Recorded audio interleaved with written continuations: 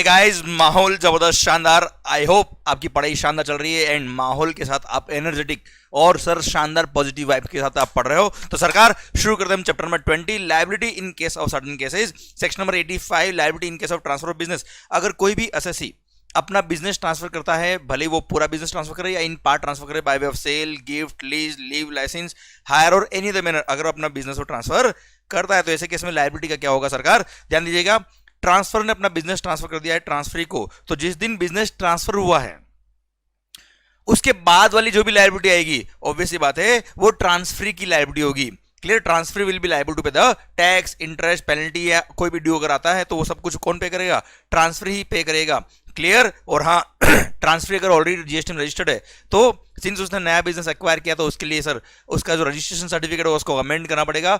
मान लो कोई place of business को उसको चेंज करना है, additional place of business declare करना है या नए रजिस्ट्रेशन के लिए अप्लाई करना तो उसको करना पड़ेगा। ठीक है सर, ये सब बातें ओके, ये तो आपको जनरल सेंस में समझ में भी आएगी। पर जो इंपॉर्टेंट बात इस सेक्शन में है वो ये है कि सर जिस दिन बिजनेस ट्रांसफर हुआ उससे पहले के टाइम की अगर कोई लायबिलिटी है, मतलब जब बिजनेस परचेज नहीं किया ट्रांसफरी ने उससे पहले की अगर लायबिलिटी है जो बाद में अराइज हुई, डिमांड ऑर्डर उसका बाद में आया, तो ऐसे केस में transfer and transferee both shall be jointly and severally liable to pay the dues. सरकार ध्यान देना, both shall be jointly and severally liable to pay the dues, tax, interest, penalty के लिए। सरकार ध्यान देना बेटा, इवन पेनल एक्शन जो होते हैं वो ट्रांसफरी के अगेंस्ट भी लिए जाएंगे, मतलब बोथ आर जॉइंटली लायबल। मतलब अगर कोई भी आप बिजनेस एक्वायर कर रहे हो, टेक ओवर कर रहे हो, ध्यान रखना ड्यू डिलिजेंस करना इसलिए जरूरी होता है क्योंकि सर अगर आपने बिजनेस एक्वायर कर लिया और अगर उससे पहले की कोई लायबिलिटी थी उसके लिए भी आप जॉइंटली लायबल हो, ध्यान रखना बेटा। ओके सरकार, section number 86, liability of agent and principal, जैसे हमने पढ़ा हुआ है शेड्यूल 1 के अंदर कि अगर कोई एजेंट प्रिंसिपल की बिहाफ पे सप्लाई करता है तो प्रिंसिपल ने एजेंट को सप्लाई किया, वो सप्लाई हो गया, पर जब एजेंट सप्लाई करेगा तो वो एजेंट लायबल है टैक्स पे करने के लिए।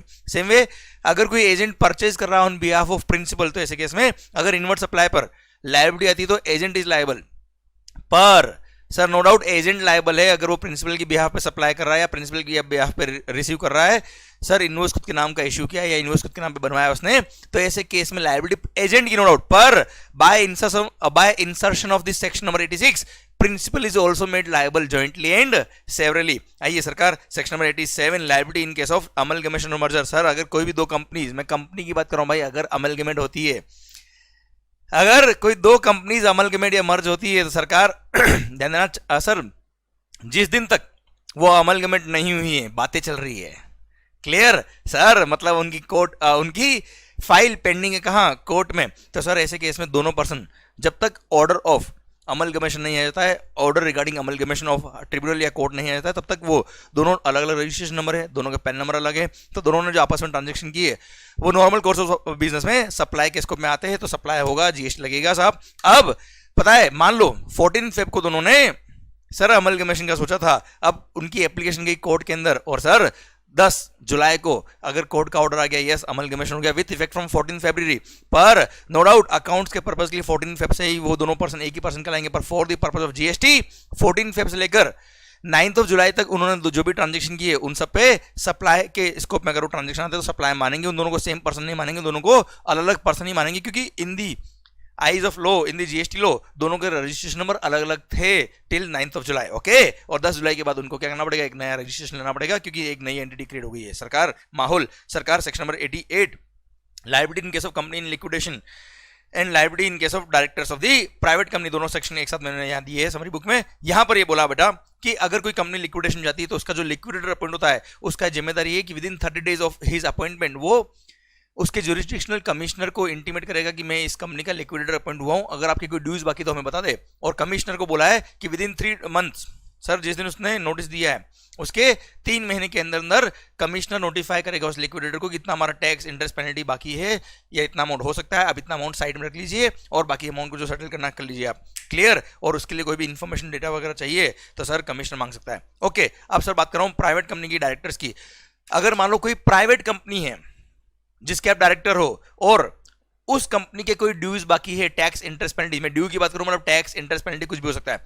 क्लियर, अब सर अगर ड्यूज बाकी है, ओके कोई बात नहीं अगर किसी कंपनी के ड्यूज बाकी है तो ऐसे केस में क्या होगा साहब, every director of the company जो उस टाइम पे जब ड्यूज बाकी थे उस टाइम पे वो डायरेक्टर था अगर उस कंपनी का, तो ऐसे केस में सच director will be jointly and severally liable to pay the dues of the company. Clear, ध्यान देना बेटा, उस टाइम पे जब ड्यूज बाकी थे उस टाइम पे अगर कोई डायरेक्टर था एट एनी टाइम तो वो भी जॉइंटली और सेवरली लायबल होगा। हाँ, अनलेस अगर वो प्रूव कर दे कि उसकी ग्रॉस नेग्लिजेंस नहीं है या उसका मिसफेसेंस नहीं है, वो इन्वॉल्व नहीं है पर्सनली, तो ऐसे केस में उसको छोड़ देंगे, बाकी उसकी डायरेक्टर की लायबिलिटी भी होगी जॉइंटली एंड सेवरली। और हाँ, अगर कोई कंपनी सर जो पहले प्राइवेट लिमिटेड थी अब क्या बन गई, पब्लिक लिमिटेड कंपनी बन गई, तो जिस दिन तक वो प्राइवेट लिमिटेड थी उस दिन तक के ड्यूज के लिए सारे डायरेक्टर जो उस टाइम पे थे वो सब जॉइंटली एंड सेवरली लायबल होंगे। और हाँ, अगर कोई पेनल्टी या कोई ड्यूज पार्टनर कोई अगर डायरेक्टर के पर्सनल पेनल्टी तो वो दूसरे डायरेक्टर की पेनल्टी दूसरे डायरेक्टर से रिकवरी नहीं होगा, उसी डायरेक्टर से पर्सनल अगर उसके डायरेक्टर की पेनल्टी थी या उसका ड्यूज था तो वही पे करेगा। Okay, section number 90, liability of partners of the firm to pay the tax. सरकार पावर कट हो गया पर सर लेक्चर चलने दे रहा हूं मैं आपके लिए। Okay sir, liability of partners to of the firm to pay the tax. सरकार अगर कोई पार्टनरशिप फर्म है जिसमें आप पार्टनर हो, अच्छा जहां जहां पार्टनरशिप फर्म बोला है वहां एलएलपी भी रेफर किया जाएगा। अगर आप किसी पार्टनरशिप फर्म में या एलएलपी में पार्टनर हो तो ऐसे केस में क्या होगा, sir all the partners and all the partners shall be jointly and severally liable to pay the dues of the firm. एक बात और ध्यान रखिएगा, अगर कोई पार्टनर रिटायर हो गया है तो उसके रिटायरमेंट के 1 महीने के अंदर अंदर उसको कमिश्नर को इंटीमेट करना पड़ेगा। इन एवरी सच स्टेट जहां जहां वो जीएसटी रजिस्ट्रेशन है उस फर्म का, वहां उसको इंटीमेशन देना पड़ेगा कि मैं रिटायर हो गया हूं। अगर उसने इंटीमेशन दे दिया तो सर उसकी लायबिलिटी रहेगी उस दिन तक की जब तक वो पार्टनर था, पर अगर उसने इंटीमेशन नहीं दिया तो his liability will continue until वो रिटायरमेंट नहीं, अंटिल वो इंटीमेशन नहीं देता तब तक। क्लियर, भले वो रिटायर हो गया फिर भी उसकी लायबिलिटी कंटिन्यू हो जाएगी अगर उसने 1 महीने के अंदर इंटीमेशन नहीं दिया। पर हाँ, अगर आपने इंटीमेशन दे दिया 1 महीने के अंदर तो जिस दिन तक आप पार्टनर थे उस दिन तक के लिए तो आप लायबल रहेंगे जॉइंटली एंड सेवरली। क्लियर, भली लायबिलिटी बाद में आती है। Okay, section 91, liability of guardian और trustee etcetera. Sir in case of minor या अदर इनकैपेसिटेटेड पर्सन, सरकार जो गार्जियन होता है या ट्रस्टी या एजेंट जो उसके बिहाफ पे बिजनेस कैरी ऑन कर रहा है, ये माना जाएगा कि वो खुद का ही बिजनेस कर रहा है और गार्जियन ट्रस्टी ही लायबल होंगे as if they are carrying on the business for themself. Section 92, liability of court of wards etcetera. सरकार अगर कोर्ट ऑफ वोट्स अपॉइंट हुए हुए किसी के लिए या एडमिनिस्ट्रेटर जनरल अपॉइंट हुआ है या ऑफिशियल ट्रस्टी या एनी अदर रिसीवर और मैनेजर या any other person by what ever be his designation who in fact actually manages the business, तो ऐसे केस में उस बिजनेस के लिए वो पर्सन खुद ही लायबल होगा as if he is carrying on the business for himself. Section 93, special provisions. अगर कोई पर्सन की डेथ हो जाती है, अगर इंडिविजुअल फर्म है या प्रॉपर्टीशिप कंसर्न है, तो फर्स्ट केस क्या उसका बिजनेस कंटिन्यू हो रहा है, अगर उसका बिजनेस कंटिन्यू हो रहा है तो ऐसे केस में जो पर्सन उसका बिजनेस कंटिन्यू कर रहा है सर उस पर लायबिलिटी क्रिएट हो जाएगी अगर कोई ड्यूज बाकी थे डिसीज्ड पर्सन के तो। अच्छा ध्यान रखना, इन सारे केसेस में भले ही liability at the time of death या जो भी हम केस पढ़ने वाले हैं उस टाइम पे एग्जिस्टिंग थी या लायबिलिटी बाद में डिटरमाइन हुई, क्योंकि देखो सर डिमांड ऑर्डर सर्व करने का टाइम है 5 साल का, इन केस अगर फ्रॉड वगैरह किया तो है ना, तो कभी भी लायबिलिटी बाद में भी अराइज हो सकती है। तो उन सब के लिए ये जो बिजनेस पर्सन कंटिन्यू जो पर्सन बिजनेस कंटिन्यू करा वो लायबल होगा, भले लायबिलिटी उस दिन क्रेडिट थी या बाद में क्रिएट हुई, उससे कोई फर्क नहीं पड़ता। पर अगर बिजनेस कंटिन्यू नहीं हुआ तो ऐसे केस में उसके लीगल हायर्स लायबल होंगे। पर हाँ, लीगल हायर्स पे लायबिलिटी उतनी ही आएगी, अगर बिजनेस कंटिन्यू नहीं हो रहा तो लीगल हायर्स पे लायबिलिटी उतनी ही आएगी जितना उनको प्रॉपर्टी इनहेरिटेंस में ट्रांसफर हुई है।